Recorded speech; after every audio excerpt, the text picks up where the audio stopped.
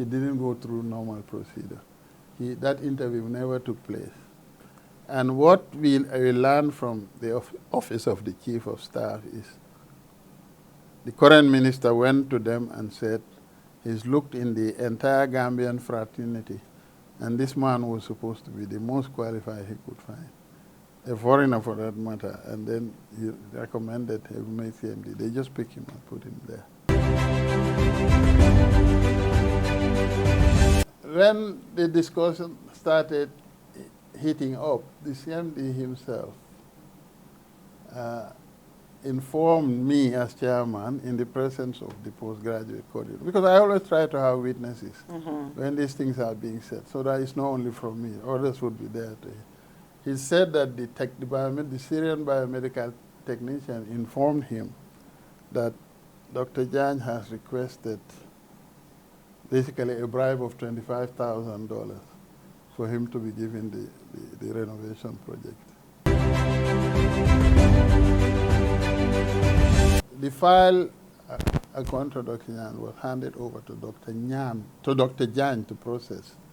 He went to GPPA, and GPPA said, no problem, this has been processed to this level. All that you need is approval for you to do single sourcing.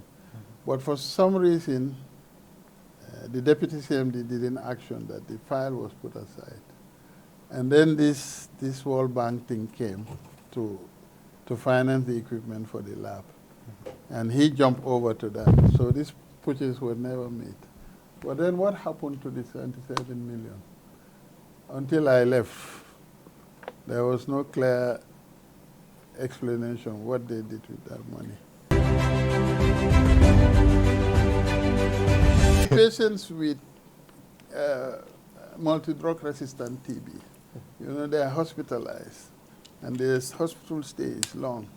So normally they need some kind of support in the form of food items and so forth. So through the Global Fund, it was decided at the level of the central medical stores that money should be allocated for the procurement of these food items for those patients. I think it was in the tune of $27,000, $30,000 also. It came to the hospital, into the accounts, but then the Deputy CMD said that these 6 patients involved, they had died. So the CMD had requested for the money to be taken to him. Food for them to eat, and somebody will grab that money and eat it.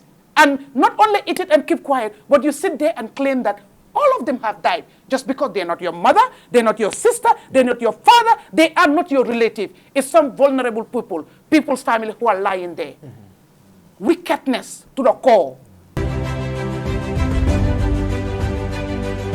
I can tell you for free, today, if you engage many of these health workers today, they will tell you it's the worst minister ever in history. He had good intentions. Listen. He was doing well at the hospital. He had good intentions. But it's corrupted now. He got consumed. Because remember when he started, he stood at the assembly. Yes. Politically corrupted. He stood at the assembly because he was against what was happening.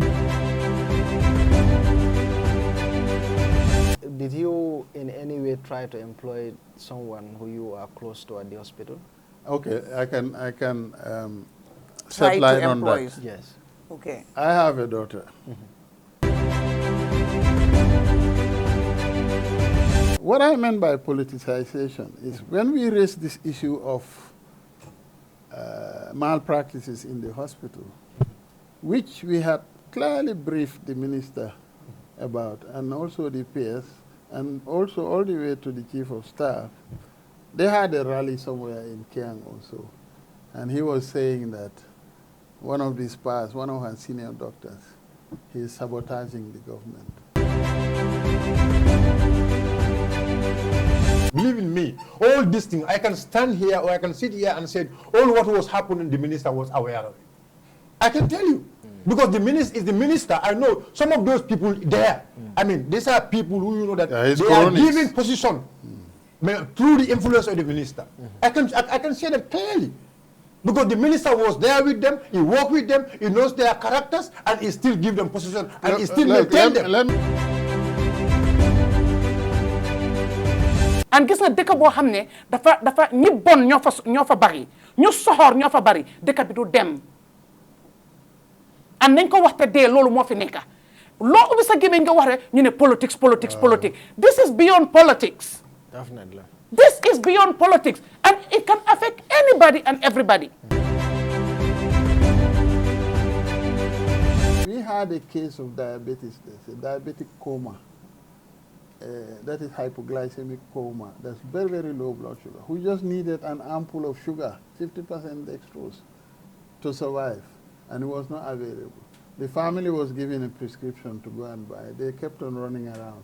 By the time they got it and came back, the person had died for an ampoule of sugar. Cancel all services because there is no water. Doctors cannot work. Patients cannot be administered with services and care.